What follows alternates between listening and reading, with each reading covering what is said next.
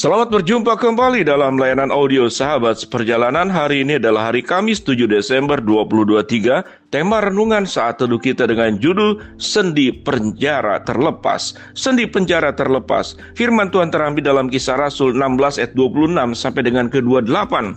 Akan tetapi terjadilah gempa bumi yang hebat, sehingga sendi-sendi penjara itu goyah, dan seketika itu juga terbukalah semua pintu dan terlepaslah belenggu mereka semua. Ketika kepala penjara itu terjaga dan tertidur dan melihat pintu-pintu penjara terbuka, ia menghunus pedangnya hendak membunuh diri karena ia menyangka bahwa orang-orang hukuman itu telah melarikan diri. Tetapi Paulus berseru dengan suara nyaring, katanya, "Jangan celakakan dirimu, sebab kami semuanya masih ada di sini." Mari kita berdoa. Bapa yang di dalam surga, kami ingin belajar sewaktu kami dipenjara oleh bentuk apapun juga. Di dalam kuasa Tuhan tidak ada yang bisa mengikat kita. Di dalam kuasa Tuhan, Tuhan melepaskan kita dari ikatan apapun dalam kehidupan ini. Dalam nama Tuhan Yesus kami berdoa, amin. Shalom sahabat seperjalanan yang dikasihi Tuhan. Sendi penjara terlepas, sebuah peristiwa yang luar biasa. Sewaktu Paulus berada di Filipi dan dengan berbagai macam upaya, tuduhan kemudiannya disangkakan kepada Paulus, dan berkali-kali kemudian Paulus juga ditangkap dan dipenjarakan, khususnya di penjara di Filipi. Dan sekalipun pada akhirnya kemudian Paulus itu dilepaskan, tetapi kita melihat Paulus itu tidak punya ketakutan sama sekali sewaktu hidup dalam kebenaran. Paulus tidak pernah takut dengan yang namanya penjara, Paulus tidak pernah takut dengan yang namanya bahaya, dan Paulus tidak pernah takut dengan yang namanya kematian. Karena Paulus pernah berkata, "Bagiku hidup adalah Kristus dan mati adalah keuntungan." Tatkala Paulus melakukan semua pekerjaan-pekerjaan Allah, hidup di dalam kebenaran firman Allah, memberitakan firman Tuhan, Injil Kristus kepada orang-orang yang belum percaya, baik kepada orang Yahudi maupun kepada orang yang non-Yahudi. Dia sedang melaksanakan tanggung jawab panggilan yang sudah Tuhan titipkan kepada dia. Kita melihat apa yang terjadi. Di dalam Alkitab sudah kita mencatat sesungguhnya Paulus itu di penjara disebut dengan 3 lapis. Untuk orang-orang tertentu pasti ada keamanan yang berlapis dijaga supaya dia jangan sampai kemudian terlepas. Kita melihat apa peristiwa yang terjadi. Sewaktu Tuhan mau melepaskan Paulus, apa yang terjadi? Akan tetapi terjadi gempa bumi yang hebat sehingga sendi-sendi penjara itu goyah, dan seketika itu juga terbukalah semua pintu dan terlepaslah belenggu dari mereka semua. Di dalam bagian ini kita tidak bertemu dengan adanya orang yang menyusup, adanya teman-teman Paulus yang menyusup, kemudian melepaskan dari penjara, membuka pintunya, membuka belenggunya. Tidak terjadi. Sewaktu kita di dalam kesulitan, kita boleh berkata, tidak ada orang yang ada lagi yang mau menolong saya. Tidak ada lagi orang yang bisa membantu saya. Orang yang terdekat tidak hanya tidak membantu, justru orang itulah yang jadi pengkhianat dalam kehidupanmu. Dan kau berkata, aku sudah putus asa, sudah tidak ada jalan lagi. Semuanya gelap, semuanya tertutup. Tidak ada tempat lagi aku untuk meminta tolong. Kalau kita mengingat sudah dalam Mazmur 121, ya, dari manakah datangnya pertolonganku? Pertolonganku ialah dari Tuhan yang menjadikan langit dan bumi. Dan ini terjadi. Apa yang terjadi? Tidak ada tangan manusia, tetapi tangan Tuhan yang turun langsung menolong siapa? Menolong Paulus.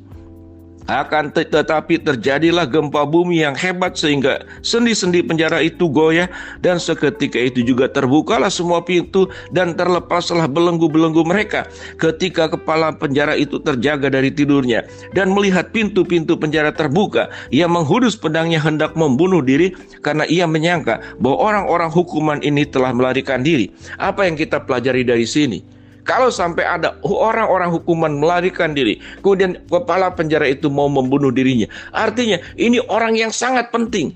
Pasti sudah diingatkan oleh pembesar-pembesar dan penguasa di waktu itu. Engkau harus jaga baik-baik. Kalau dia terlepas, maka akibatnya adalah bukan hanya engkau dipecat, tapi berarti kematian buat dirimu. Sangat menakutkan peristiwa ini.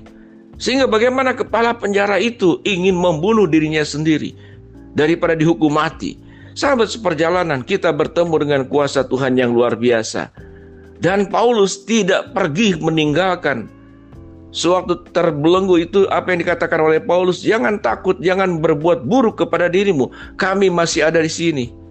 Ini seakan-akan Kalau Paulus bukanlah orang beriman, kalau Tuhan sudah buka, kenapa tidak segera lari? Mengapa Paulus masih berdiri di sana? Mengapa Paulus masih bercakap-cakap dengan kepala penjara? Karena tugas Paulus bukan lari dari penjara. Tugas Paulus adalah menjalankan kebenaran firman Allah, mengabarkan tentang berita keselamatan di dalam Kristus yang sudah datang, yang sudah lahir, bangkit, mati, kemudian akan datang yang kedua kali. Itu yang diceritakan, yang disampaikan oleh Paulus. Dan kemudian berita sukacita, kabar keselamatan disampaikan juga kepada penjara di Filipi. Dan singkatnya, sewaktu kita membaca pada ayat-ayat yang berikut, kepala penjara beserta dengan keluarga menjadi percaya kepada Kristus dan dibaptis. Bahkan mereka kemudian diundang makan dengan makanan-makanan yang baik.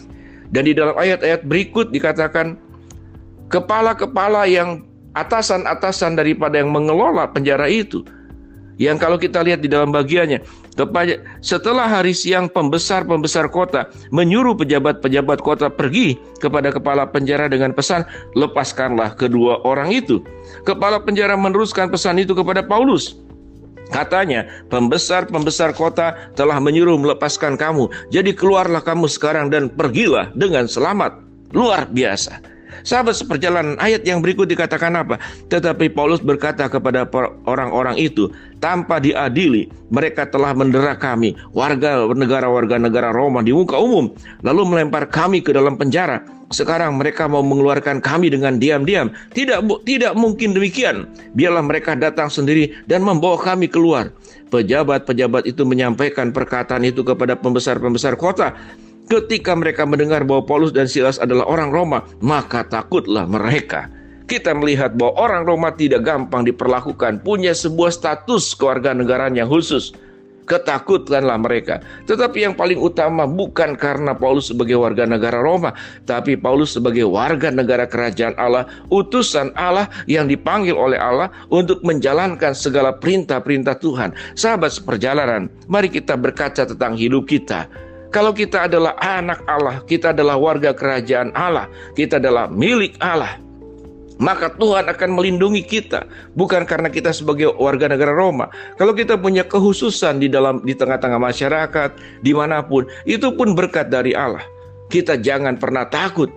Kalau kita berada di dalam kesulitan, kita terpenjara, kita terbelenggu, mungkin oleh masalah ekonomi, mungkin oleh masalah problem-problem hidup, dan segala sesuatu yang seakan-akan tidak ada jalan lagi, tidak ada lagi, semua menjadi gelap.